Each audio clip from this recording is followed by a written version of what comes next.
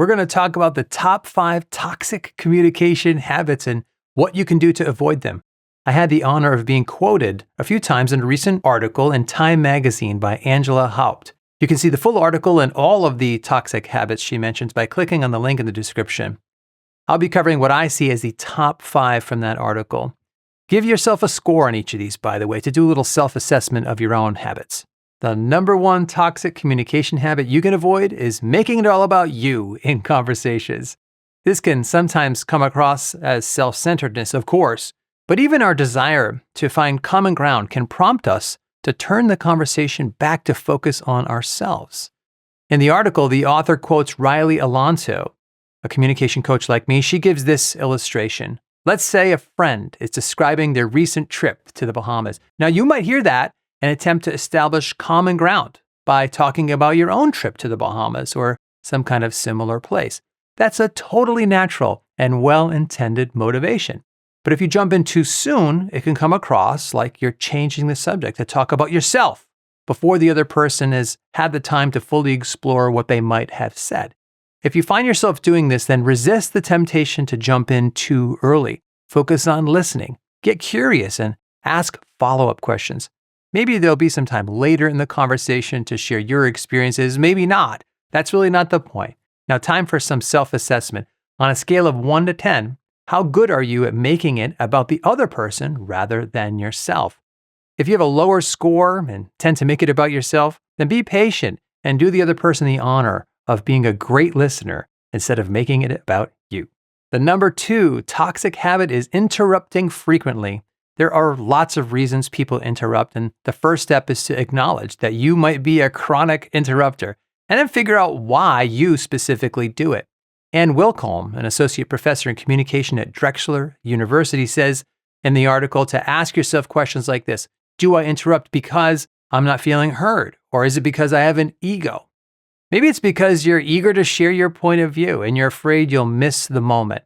Either way, once you know your reasons, you're halfway to fixing this bad habit. Then realize that there are other ways to make sure you have the opportunity to share your thoughts. You can wait until the other person is really done talking, or at least wait for a pause in the conversation. You could also decide to let them talk and give yourself permission to send a follow-up email later or call later. You could schedule another meeting or another conversation if this is more social, but you still have something important to say. If you realize you're already interrupting, it's not too late. Professor Wilcombe recommends just stopping yourself mid-sentence and say something like, "I'm sorry, Sandra, I interrupted you. Please finish what you were saying." Now, how about you? On a scale of 1 to 10, do you tend to let people finish what they were saying, or do you tend to interrupt others a lot? The article has some tips about how to handle interruptions from others as well, and I have 2 videos on both verbal and nonverbal skills you can use to prevent others from interrupting you. I'll put links to those videos in the description below. Number 3 is rambling on, and this is one of the parts in the article where Angela Haupt, the author, and I were talking about how many people turn what is supposed to be a 2-way conversation into a monologue. This is probably the top complaint I've heard over the years from corporate clients when they want to bring me in to help one of their executives. You may have noticed this yourself. It takes some people 2 minutes to say something they could have said in 20 seconds. Why? Well, probably because many people mistakenly assume that the ability to talk a lot means you're an effective communicator. You'll sometimes even hear people say they have the, quote, gift of the gab, but it doesn't seem like a gift to listeners in most cases. Rambling will often repel others, and they'll likely want to avoid you in future conversations. If you recognize that you might be long-winded, aim to be concise. Take short talking turns in conversations. I have a related video on how to interrupt a long-winded speaker politely, but right now we're talking about you. Give yourself a score. A 10 means you're very concise, and a 1 means you tend to ramble a lot. And if you have a low score, strive to take short talking turns and make sure the conversation is a dialogue, not a monologue.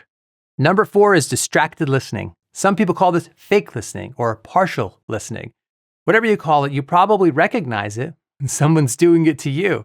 So you don't want to do this to others. Distracted listening means, in part, multitasking by doing things like checking your phone during interpersonal conversations, checking email during important Zoom meetings, letting yourself get distracted by all sorts of things. This comes across as disengaged and will hurt your credibility.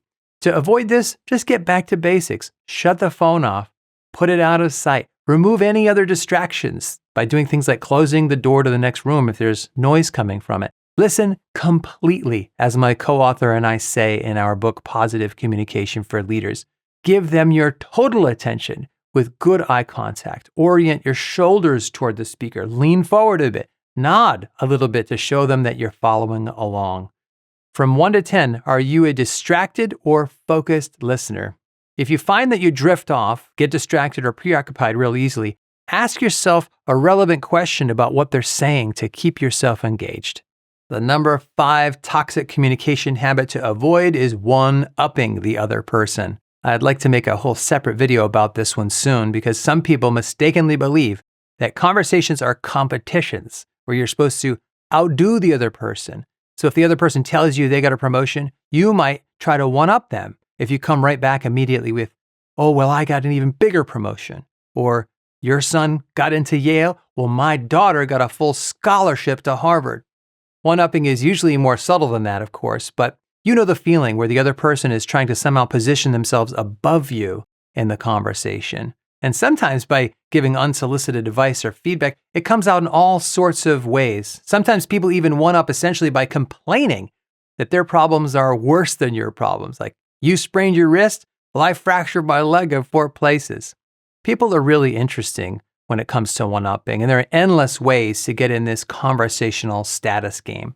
The point is, this is a very common bad habit and you want to avoid it. So what do you do if you have this tendency? As I said in the article, let them have their moment. Say, hey, good for you. I'm happy for you. The key, of course, is to do this genuinely, but even if you can't say it 100% authentically yet, it will break the conversational pattern. Celebrating with the other person is like an exit ramp off of the one-upping racetrack. This might feel a little bit like you're swallowing your pride and like you're letting them, quote, win, but still that's the old mindset, the competitive mindset at work in you. Conversations aren't something you're supposed to win. That's just a game some people play and you don't have to play it at all. So do you one-up? A score of 1 means you do this a lot, and a score of 10 means you don't feel at all the tendency to compete and are skilled at having conversation without any power moves on your part. If you find it really difficult to resist this one-upping pattern, then do a bit of self-reflection. Ask yourself, why am I trying to one-up them? Is it because I have some insecurity or I'm feeling too competitive? Raising your awareness like this will motivate you not to play the game the next time somebody does. Here are the top 5 toxic communication habits I pulled from Angela's Time magazine article. Of these 5, which do you feel you need the most work on? And you can see all of the toxic habits she listed and tips to avoid them in her article. Like I mentioned, I'll put a link to that in the description below, as well as links to the videos I mentioned about interrupting politely and preventing people from interrupting you. I also encourage you to take a look at the free page of resources on my website. There's a class there on the top 5 essential communication skills that all professionals should have, and lots of other free resources. Thanks for watching. Until next time, God bless, and I'll see you soon.